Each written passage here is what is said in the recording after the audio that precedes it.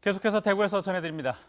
검찰이 대구 가톨릭대학교 산학협력단 산하의 한 사업단을 압수수색해 보조금 비리를 수사하고 있다는 보도를 전해드렸었는데요. 취재 결과 사업단 직원이 장비 구매를 대가로 업체로부터 리베이트를 받는 것이 관행이었고 전체 리베이트 금액도 상당할 것으로 추정됩니다. 윤태호 기자가 취재했습니다. 대구 가톨릭대 산학협력단 산하의 안광학 융합기술사업단에 지원된 보조금은 90억 원에 달합니다. 콘택트 렌즈 성능 실험과 개발을 통해 지역 산업을 육성하라는 취지로 2015년부터 4년간 지원받았습니다. 전체 보조금의 대부분을 실험과 검사에 필요한 장비를 사는 데 썼지만 장비를 사는 과정에서 담당 직원 2명이 리베이트를 받아 챙긴 정황이 포착돼 대구지검 반부패 수사부가 수사에 착수했습니다. 취재 결과 노골적으로 리베이트를 요구했다는 충격적인 증언이 나왔습니다. 분석기나 시험지 장비를 들어가면은 따로 사실은 얼마를 줄래부터 시작했던 거 또는 그런 내용을 들으면은 장비가 들어간 걸로 저는 알고 있거든요.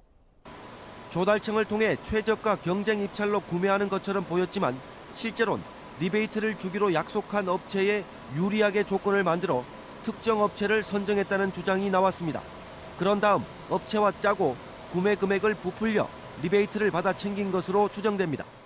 규격이랑 가격이 저가인 업체들이 선정이 되게 되는데 근데 그런 부분이 없이 그냥 특정 회사의 스펙을 박아놓고 리베이트를 위해서 좀 금액을 좀 사실 높게 계약을 한 거죠.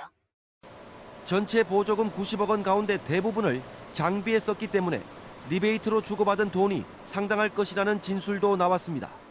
리베이트 금액이 어느 정도로 보십니까? 추정하기에. 사실 좀 추정 불가능하다고 생각합니다.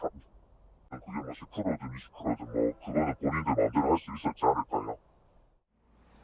검찰은 압수한 구매 자료를 분석하면서 전체 리베이트 규모가 얼마나 되는지를 조사하고 있는 것으로 알려졌는데 이 돈이 상납 등을 통해 학교 등 다른 곳으로 흘러들어갔는지 이 부분에 대한 수사도 불가피해 보입니다.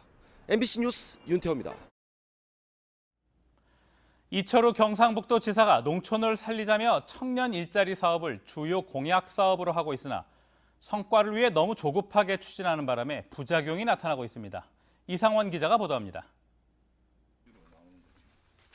청년들이 하우스 안에서 가지를 재배하는 방법을 배우고 있습니다. 경상북도가 전국에서 지방 소멸 위기 지역 1위인 의성군에 청년 일자리를 만드는 스마트팜 조성 프로그램입니다. 예정대로라면 스마트팜은 지난 9월 완공했어야 하지만 땅 매입의 차질을 빚어 내년 6월에나 가능합니다. 시설 같은 경우도 저희 실습장 완공이 조금 늦어져서 원래는 올해 늦어도 12월부터 한다 했는데 내년에 또 한다는 얘기도 있고. 처음 50명이었던 교육생은 절반 가까이 탈락해 지금은 29명만 남았습니다. 원래 20명만 선발하려던 것을 일자리 창출 효과를 높이기 위해 50명으로 늘린 건데 탈락자가 늘었습니다. 기본 교육이 완료된 상황이기 때문에 지금 단계에서 추가 인원을 모집을 해서 기본 교육을 따로 진행하기에는 좀 부담이 있기 때문에 내년 1월 달이나 상반기쯤에 공백에 있는 인원만큼 다시 모집해서 무리하게 추진하기보다는 준비가 필요했다는 목소리가 나옵니다. 시행되는 과정에서부터 지사의 공약 사업으로 시작을 한 거예요. 지역의 준비 정도와는 관계없이 의성군의 요구와 도에서 요구하는 것이 서로 충돌하는 측면들이 좀 있었던 거죠. 단기간에 성과를 내겠다는 조급한 정책 추진이 현장 곳곳에서 부작용으로 나타나고 있습니다. 현장의 목소리를 충분히 반영할 수 있도록 정책의 속도 조절이 필요해 보입니다. MBC 뉴스 이상원입니다.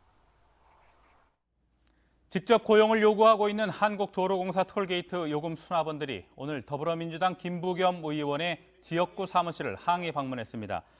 요금 수납원 등 30여 명은 집권 여당인 민주당이 비정규직 제로화 정책을 추진하는 가운데 1,500여 명의 집단 해고 사태가 발생했는데도 방관하고 있다며 사태 해결을 위해 역할을 하라고 요구했습니다. 동아시아와 오세아니아 지역 16개 나라가 참여한 영내 포괄적 경제 동반자 협정이 타결되면서 지역 경제에 도움이 될 전망입니다. 대구 상공회의소는 한중일을 포함한 16개 나라가 참여해 타결한 영내 포괄적 경제 동반자 협정 RCEP이 교역 증가로 이어져 대구 경제에 긍정적 영향을 미칠 것으로 전망했습니다. 상공회의소는 대구와 RCEP 회원국 간의 거래는 수출이 44%, 수입이 72%에 이르는데 이번 타결로 지역 내 생산 요소가 자유롭게 이동하는 경제 공동체가 이뤄질 것으로 전망했습니다. 김천에 있는 경북 청소년 수련원이 다단계 영업사원 연수에 수련원 시설을 정기적으로 제공했다가 적발됐습니다. 경북 청소년 수련원은 특정 다단계 영업사원 연수에 최근 5년간 매달 4일에서 5일씩 모두 330일 동안 수련원 사용 허가를 내주고 4억 2천만 원의 사용료를 받았습니다. 청소년 시설 내 금지 행위인 흡연과 음주를 적발하고도 사용 제한 조치를 취하지 않는 등 부적합한 운영이 지속된 것으로 드러났습니다. 대구 참여연대는 성명서를 내고 내년 1월 치러지는 첫 민간체육회장 선거가 정치와 체육의 유착을 막기 위한 것인 만큼 공정하게 치러지도록 사전 조치를 해야 한다고 주장했습니다. 참여연대는 광역시도 체육회장 후보 기탁금은 5천만 원으로 지방선거와 같지만 기초지자체 체육회장 기탁금은 2천만 원으로 2배 많고 환급 기준도 20% 이상 득표로 지나치게 높아 출마 장벽이 있다고 지적했습니다. MBC 5시 뉴스를 마칩니다. 고맙습니다.